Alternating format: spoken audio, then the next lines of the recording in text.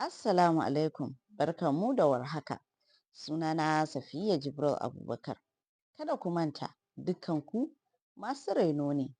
So da yawa, iyaye in suka ji an ce ku shaƙu da 'ya'yanku, ku nuna ma 'ya'yanku soyayya, a'a ku dinga kyautata kalamai ga 'ya'yanku, ku daina hantaran 'ya'yanku, ku daina yawan dukansu, ku daina yawan aibata su, sai su ga kamar ana nufin ba saki 'ya'yanku su yi rayuwa ne kawai.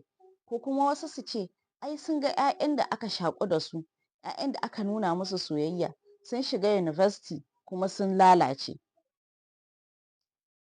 To, ina son ku sani, soyayya baya taɓa lalata yaro. Shaƙuwa da ɗanka baya lalata yaro. Abin da ke lalata yaro shine a bar yaro ya yi rayuwa ba tare da boundaries ba. Bai san iyakokinsa ba, bai san do's and don't ba, bai san ilimin addini ba, ko kuma ba a sanya mishi tsoron Allah ba. Duk tsoronka da ɗanka zai ji, zai shiga wurin mutane, zai yi ɓarnan da hankali ba zai ɗauka ba, kuma zai ɓoye maka ba tare da ka sani ba. Amma a yayin da akwai shaƙuwa a tsakaninku, suka san cewa kuskure yana daga cikin sunnan rayuwa, za ka yi kuskure ka gyara kuskurenka ba tare da an aibata ka ba, ba za su ɓoye muku ba. Kuma in ba su ɓoye muku ba, za ku gano lapses ɗinsu, ku gyara musu cikin kyautata kalamai, cikin nuna cewa soyayya, cikin nuna jin ƙai, sannan tare da inganta connection ɗin da ke tsakaninku.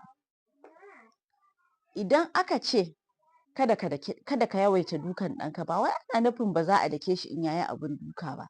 Za ka iya spanking ɗin shi a bambam, za ku iya samun zabori, ko kuma ku yi amfani da abin da ba zai ji musu ciwo ba.